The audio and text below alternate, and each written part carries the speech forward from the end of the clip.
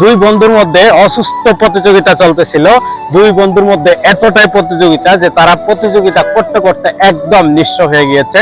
এরপর নিঃস্ব হওয়ার পরে যেটা করলো, একজনে পানি আর একজন রুটি নিয়ে তারা বনের উদ্দেশ্যে রওনা দিল। এরপর বনে গিয়ে তাদের পানি পিপাসা পেল। তো এই পানি নিয়ে দুইজনের মধ্যে প্রতিযোগিতা শুরু হয়ে গেল এবং এক সময় সেখান থেকে পানিটা পড়ে গেল এবং সেখান থেকে একটা জিন বের হয়ে আসলো যে আমি 1000 বছর থেকে আমি এখানে পিপাসিত হয়ে আছি, তোরা আমাকে বাঁচিয়েছিস, বল তোরা কি চাস। এবং জিনটি বলল যে প্রথমে চাবে তার দ্বিগুণ পাবে যে দ্বিতীয়বার চাবে সে। তখন দুইজনের মধ্যে প্রতিযোগিতা শুরু হলো কে আগে চাবে। এরপরে জিন যেটা করলো যে কে আগে চাবে এটার জন্য একটা কুয়ার কাছে নিয়ে গেল এবং সেই কুয়ায় তাদেরকে ডুব দিতে বললো এবং যে আগে উঠবে সে আগে চাবে।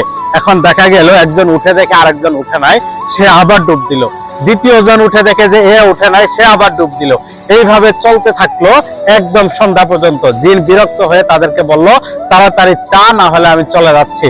তখন এক বন্ধু চাইলো, প্রথমে সে চাইলো যে আমার একটা চোখ, একটা হাত এবং একটা পা একদম নষ্ট করে দাও। তিনটি তাই করলো, একজনের একটা চোখ, একটা পা এবং হাত নষ্ট করে দিল এবং সাথে সাথে দ্বিতীয় জনের দুইটাই নষ্ট হয়ে গেল।